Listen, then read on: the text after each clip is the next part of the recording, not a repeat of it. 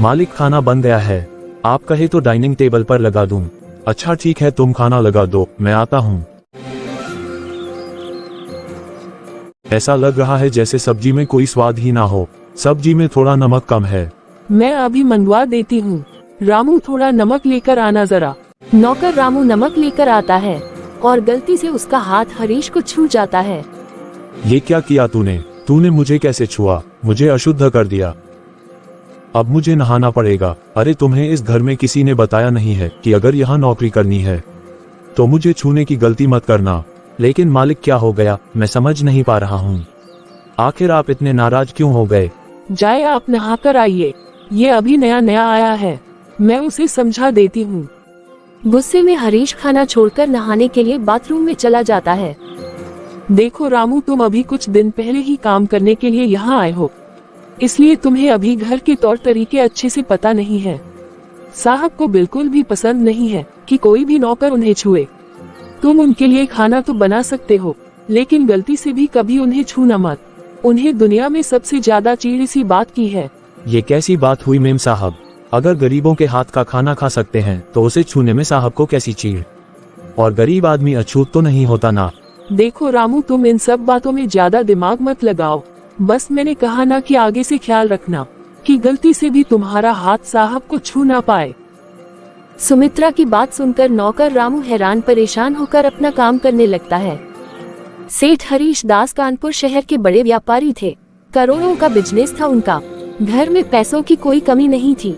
हरीश दास को नौकरों से या यूं कहो कि गरीबों से ऐसी क्या चीड़ थी कि वो कभी भी अपने किसी भी स्टाफ को छूते नहीं थे। अगर कोई गलती से भी छू ले तो वो रगड़ कर नहाए बिना खुद को शुद्ध नहीं मानता था। हालांकि उसके व्यवहार से अक्सर उसकी फैक्ट्री और घर के कर्मचारी नाराज भी हो जाते थे, लेकिन फिर भी सेठ हरीश दास को किसी की परवाह नहीं थी। जहां हरीश दास अपने कर्मचारियों और गरीबों से इतना चिढ़ता था, वही उसका बेटा शुभ बेहद खुशमिजाज और खुले दिल का। ऑफिस में वो सभी के साथ अच्छा व्यवहार करता और सभी को सम्मान की नजर से देखता। ज्योति, थोड़ी देर में हमारे क्लाइंट आने वाले हैं, वो जैसे ही आए तो उन्हें वेट कराए बिना आप जल्दी से मुझे इन्फॉर्म कर देना। ठीक है सर, मैं कर दूंगी। फिर शाम के समय। अरे ज्योति, आप अभी तक घर नहीं गई? लगभग पूरा स्टाफ जा चुका है, अंधेरा भी हो गया है। एक्चुअली सर, मेरा थोड़ा सा काम पेंडिंग था, मैंने सोचा पूरा काम खत्म करके ही निकलूं। अच्छा ऐसा करो, तुम अपना काम खत्म कर लो, फिर मैं तुम्हें छोड़ देता हूँ। नहीं सर, आप मुझे घर क्यों छोड़ेंगे, मैं मैनेज कर लूंगी। अरे इसमें इतना परेशान होने वाली कोई बात नहीं है। अपने एम्प्लॉय को घर तक सेफली पहुंचाना भी तो कंपनी की जिम्मेदारी होती है। और वैसे भी तुम तो एक लड़की हो, तो तुम्हारे लिए हमारी जिम्मेदारी और भी ज्यादा बढ़ जाती है। आप टेंशन मत लो। शुभ के बार इंसिस्ट करने पर ज्योति उसे मना नहीं कर पाती और शुभ अपनी गाड़ी में उसे बिठा लेता है। ज्योति, कहाँ की रहने वाली है आप? सर, मैं पांडु नगर में रहती हूँ, आप बस बाईपास पर मुझे छोड़ दीजिए, वहाँ से मैं रिक्शा ले लूंगी। आपकी फैमिली में कौन कौन है? सर, मेरा घर आ गया, थैंक यू, बस आप मुझे यही उतार दीजिए।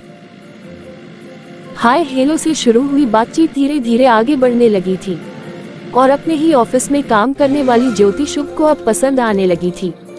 फिर एक दिन। ज्योति, मैं कुछ बात करना चाहता था आपसे। कहिए ना सर, क्या बात है? ज्योति, मैं तुम्हें पसंद करता हूँ, क्या तुम मेरे साथ कॉफी पीने चलोगी? मैं बस तुमसे दोस्ती करना चाहता हूँ।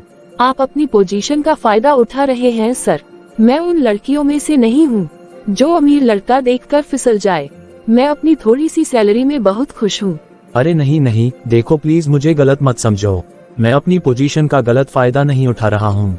अगर तुम्हें मैं पसंद नहीं हूँ तो तुम ना कह सकती हो, मुझे कोई प्रॉब्लम नहीं होगी। मैंने बस कॉफी के लिए पूछा है, और अगर तुम्हें जरा भी बुरा लगा है तो मैं माफी मांगता हूँ।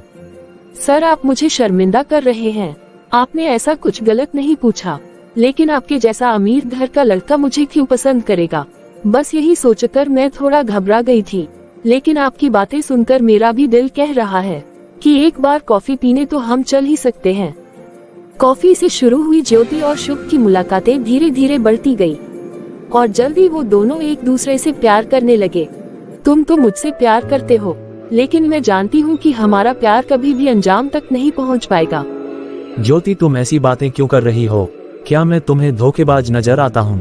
मैं जानती हूँ कि तुम धोखेबाज नहीं हो, लेकिन तुम अपने पापा को तो जानते ही हो ना कि सर ऑफिस में अपने एम्प्लॉय के साथ बैठना तक पसंद नहीं करते, और तुम एक मामूली सी लड़की से शादी करके उसे उनकी बहू बनाना चाहते हो।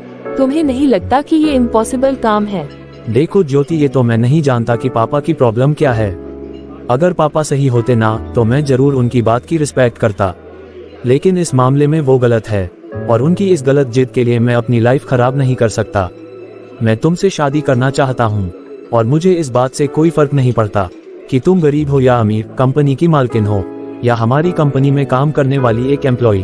अरे प्यार ये सब देखकर थोड़ी ना किया जाता है। फिर शुभ घर जाकर अपने पापा को ज्योति के बारे में बताता है। पापा, मैं ज्योति से प्यार करता हूँ और उसी से शादी करना चाहता हूँ। नालायक, इतनी करोड़पति घर की लड़कियां तुझे दिखाई, लेकिन तुझे पसंद भी आई तो अपनी कंपनी की रिसेप्शनिस्ट। अरे हैसियत क्या है उसकी? 1,52,000 कमाने वाली लड़की इस घर की बहू बनेगी। इस घर की बहू तो क्या, मैं उसे अपने घर में पैर भी नहीं रखने दूंगा। पापा, आप ज्योति का अपमान कर रहे हैं और याद रखिए अब उसकी इंसल्ट मेरी भी इंसल्ट है। देखो बेटा, जिद मत करो। तुम जानते हो ना तुम्हारे पापा को गरीबों से कितनी चीड़ है।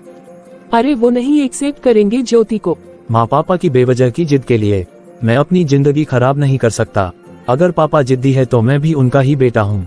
मैं भी बता देता हूँ कि मैं शादी करूँगा तो सिर्फ ज्योति से ही करूँगा। आखिर में वही हुआ जिसका शुभ की माँ को डर था। एक दिन शुभ शादी करके ज्योति को अपने घर ले आता है। ये क्या किया तूने शुभ? हम इस लड़की को कभी भी अपने घर की बहू स्वीकार नहीं करेंगे। आपके स्वीकार करने या ना करने से कुछ नहीं होता। मम्मी, मैंने शादी कर ली है और अब सबसे बड़ा सच यही है कि ज्योति इस घर की बहू और मेरी पत्नी है। इतना कहकर शुभ अपने कमरे में चला जाता है। देखो शुभ की माँ, अगर ये लड़की इस घर में रहेगी तो मैं इस घर में नहीं रहूंगा। अरे आप चिंता क्यों करते हैं जी, मुझ पर भरोसा रखिए। 4 दिन में इस लड़की को इस घर से भगा ना दिया ना तो मेरा नाम भी सुमित्रा नहीं। तुम्हारे कहने का मतलब क्या है? अरे वो लड़की सब कुछ जानते समझते हुए भी इस घर में आई है, तो वो क्या सोचती है कि हमने उसको अपना लिया और वो इतनी आसानी से हमारा पीछा छोड़कर जाएगी नहीं। और सबसे बड़ी बात शुभ है ना उसका हिमायती, उसके सामने हम इस लड़की को कुछ कह भी तो नहीं सकते। मैंने आपसे कहा ना, आप बस मुझ पर भरोसा रखिए। ये गरीब बहू सिर्फ 4 ही दिन की है, बस 4 दिन इसको बर्दाश्त कर लीजिए, फिर उसके बाद इसे इसकी झोपड़ी में वापस रवाना कर देंगे और जब ये जाएगी तो कभी वापस नहीं लौटेगी। फिर अगले दिन ज्योति बेटा, कल जो कुछ भी हुआ उसका बुरा मत मानना। वो अचानक से तुम्हें ऐसे शुभ के साथ देखा तो हम लोग अपनी भावनाओं पर काबू नहीं कर पाए, लेकिन बेटा हमारे मन में तुम्हारे लिए कोई बुरी भावना नहीं है। जो कुछ भी हुआ उसे भूल जाओ। अब तुम इस घर की बहू हो, ये लो, ये शगुन के गहने हैं। फिर मैं तुम्हें कुलदेवी की पूजा करने के लिए ले जाऊंगी। देखा ज्योति, मैं कहता था ना, सब पल 2 पल के लिए नाराज जरूर होंगे, लेकिन मेरी खुशी से ज्यादा मेरे परिवार को और कुछ भी नहीं चाहिए। सब लोग मान गए, आज मैं बहुत खुश हूँ। कुलदेवी की पूजा के बाद सावित्री बहू ज्योति को ढेरों आशीर्वाद देती है, जिससे शुभ और ज्योति को यकीन हो जाता है कि सावित्री और हरीश ने उनके रिश्ते को स्वीकार कर लिया है। फिर कुछ देर बाद मुझे कुछ घबराहट से हो रही है, हाथ पैर फूल रहे हैं। शुभ, तुम डॉक्टर साहब को फोन लगाओ, मुझे कुछ ठीक नहीं लग रहा पिता के मुंह से ऐसी बात सुनकर। अरे माँ, डॉक्टर को छोड़ो, पापा को हॉस्पिटल लेकर चलो। शुभ जल्दी से हरीश को हॉस्पिटल लेकर चला जाता है। फिर कुछ देर बाद शुभ, अच्छा हुआ तुम इन्हें सीधा ये ले आए। तुम्हारे पिताजी को माइल्ड हार्ट अटैक हुआ है। इस समय इन्हें टेंशन बिल्कुल भी नहीं लेनी है। थकान और टेंशन इनसे दूर रहेगी तो जल्दी ही स्वस्थ हो जाएंगे। फिलहाल चिंता की कोई बात नहीं है। पापा, ये सब मेरे कारण हुआ ना। पापा, मैंने आपको बहुत दुख दिया है, मुझे माफ कर दो पापा। नहीं बेटा, तुम्हें माफी मांगने की कोई जरूरत नहीं है, गलती तो मेरी ही है। मैं ही जबरदस्ती तुम पर अपनी सोच थोपना चाहता था। अब जो हो गया उसे भूल जाओ, मेरा आशीर्वाद तुम दोनों के साथ है। लेकिन सर, आपको तो आज रात की फ्लाइट से चंडीगढ़ के लिए निकलना था। अगर आप नहीं जाएंगे तो एक बहुत बड़ा कंसाइनमेंट कैंसिल हो जाएगा। आप चिंता मत करो पापा, चंडीगढ़ में जाऊंगा, आपका कंसाइनमेंट कैंसिल नहीं होगा। लेकिन बेटा, तुम्हारी अभी कल ही तो शादी हुई है, अब ऐसे कैसे मैं तुम्हें चंडीगढ़ भेज दूं? बहू यहाँ अकेली रह जाएगी, मुझे कुछ ठीक नहीं लग रहा। पापा, आप चिंता मत करो, मैं ज्योति को समझा दूंगा। फिर शुभ ज्योति को सारी बात बताता है। चिंता की कोई बात नहीं है, पापा जी की तबीयत ठीक नहीं है, जो कि ज्यादा जरूरी है। इस समय सबसे जरूरी है कि पापा जी आराम करें, और मैं कहीं भागी थोड़ी ना जा रही हूँ। शुभ, आप आराम से अपना काम खत्म करके आइए, मैं आपको यहाँ आपका इंतजार करते हुए मिलूंगी। फिर शुभ चंडीगढ़ चला जाता है, और शुभ के जाने के बाद नलिनी, इसका फोन अपने पास रखो, और अब चाहे कुछ भी हो जाए इसके हाथ कोई फोन नहीं लगना चाहिए। माँ जी, ये कैसी बात कर रहे हैं आप? हुआ क्या है? हुआ क्या है ये तुम्हें जल्दी पता चल जाएगा। अब सबसे पहले गहने उतार कर इधर दे दो। तुम्हारी औकात नहीं है ये लाखों के गहने पहनने की। झुकी झोपड़ी में रहने वाली लड़की, तुम्हें क्या लगा था कि तुम इतनी आसानी से इस करोड़ों के बंगले की मालकिन बन जाओगी? माँ जी, मुझे आपके बंगले या दौलत की कोई लालच नहीं है, और मैंने शुभ से शादी आपकी दौलत के लिए नहीं की है। मैंने उनसे प्यार किया है, इसलिए शादी की है। अच्छा तो ठीक है, साबित करके दिखाओ। ये महंगे कपड़े, गहने, जेवर सब उतार कर यहाँ रखो, और ये लो, इसे पहनकर काम करने के लिए रसोई में चली जाओ। माँ जी, बहुत ठंड लग रही है, एक स्वेटर दे दीजिए ना, बहुत ठंड है। अरे अभी तो काम कर शुरू भी नहीं किया, नखरे पहले शुरू हो गए महारानी के। हाँ, तेरी झोपड़ी में तो जैसे हीटर लगा होगा ना, तुझे जरा से भी ठंड नहीं लगती होगी अपनी झोपड़ी में। ए, चुपचाप जाकर रसोई में काम कर, सारे बर्तन अच्छे से धुल जाने चाहिए। और हाँ, 15 लोगों का खाना बनाकर तैयार कर देना। आप मुझसे इस तरह से व्यवहार नहीं कर सकती, और मैं नहीं बनाऊंगी 15 लोगों का खाना। जब घर में खाना बनाने के लिए कुक है, तो मैं क्यों खाना बनाऊं? अच्छा, अगर नहीं बनाएगी ना, तो भूखी प्यासी पड़ी रहे अपने कमरे में, एक बूंद पानी नहीं मिलेगा इस घर में तुझे। सास की कड़े रवैये के कारण पूरा दिन ज्योति बिना खाए पिए अपने कमरे में बैठी रहती है, लेकिन शाम होते होते उसकी बर्दाश्त खत्म हो जाती है। माँ जी, आप ये सब क्यों कर रहे हैं मेरे साथ? अरे मैंने क्या बिगाड़ा है आप लोगों का? खाना मत दीजिए, लेकिन थोड़ा सा पानी तो पिला दीजिए। मैंने तुझे कहा ना कि घर के काम करेगी तो खाना मिलेगा, वरना पड़ी रह ऐसे ही। अगले ही दिन से ज्योति शुभ के घर में एक नौकरानी से भी बदतर स्थिति में पहुंच जाती है। सावित्री पूरा दिन गधों की तरह उससे काम करवाती, बंगले की साफ सफाई, खाना बनाना, बर्तन धोना, कपड़े धुलने के बाद उसे एक रोटी खाने को देती, और फिर से ले जाकर कमरे में बंद कर देती। ना उसे फोन करने की इजाजत थी और ना ही किसी से बात करने की। वो एक कैदियों वाली जिंदगी जी रही थी। फिर 5 दिन के बाद, माँ जी, मेरी तबीयत कुछ ठीक नहीं लग रही, बहुत तेज बुखार है, प्लीज ठंड की मारे मेरा शरीर अकड़ा जा रहा है, कुछ कंबल दे दीजिए ना। अरे तू तो बहुत प्यार करती है ना शुभ से, इतने जल्दी सारा प्यार खत्म हो गया तेरा? कोई कंबल नहीं मिलेगा, बहुत शौक है ना तुझे बहू बनने का, तो पहले अग्नि परीक्षा तो पास कर ले। माँ जी, मैं सच कह रही हूँ, मेरी तबीयत बहुत खराब है, प्लीज आज रात के लिए कंबल दे दो, मेरा पूरा शरीर दर्द से टूट रहा है। अरे तो टूट जाने दे, मैं क्या करूँ? ज्योति पूरी रात बुखार में तड़पती रहती है, और सुबह तक ज्योति की हालत बहुत खराब हो गई थी। फिर सुबह 6 बजे, लड़की चल उठ, कपड़े धो। माँ जी, मेरी तो बिस्तर से खड़े होने की भी हिम्मत नहीं है, मैं आज कोई काम नहीं कर पाऊंगी। अरे ऐसे कैसे नहीं करेगी, चल उठ। तेरे जैसी लड़कियों के ड्रामे मैं बहुत अच्छी तरह समझती हूँ। ये बीमार होने का नाटक शुभ के सामने करना उसके ऊपर अच्छा असर करेगा, लेकिन मुझे तेरे नाटक से कोई फर्क नहीं पड़ता। अरे माँ, जल्दी कुछ करो, कल तक भैया भी आ जाएंगे।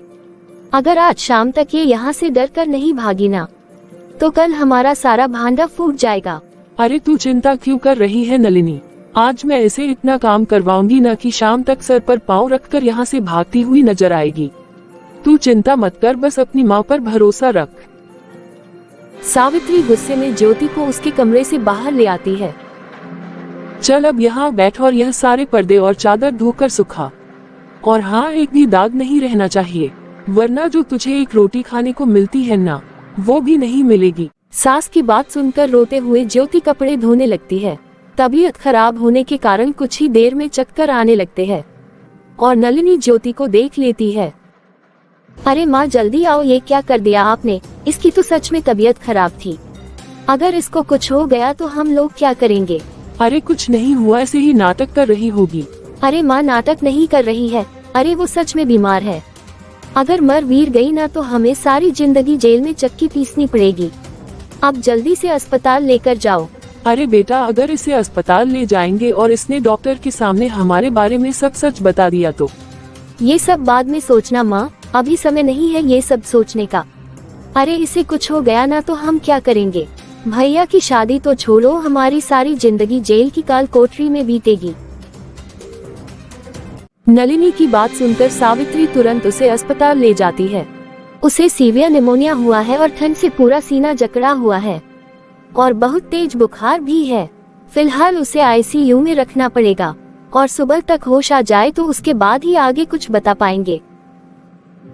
अगले दिन सुबह ही शुभ चंडीगढ़ से लौट आता है। माँ पापा ज्योति को अस्पताल में क्यों लेकर गए हैं? क्या हुआ मेरी ज्योति को? फिर शुभ जल्दी से हॉस्पिटल पहुंच जाता है। अरे मैं एक हफ्ते के लिए चंडीगढ़ क्या चला गया? क्या से क्या हो गई? पिछले एक हफ्ते से उसको फोन मिला रहा हूँ मैं, का फोन भी नहीं लग रहा।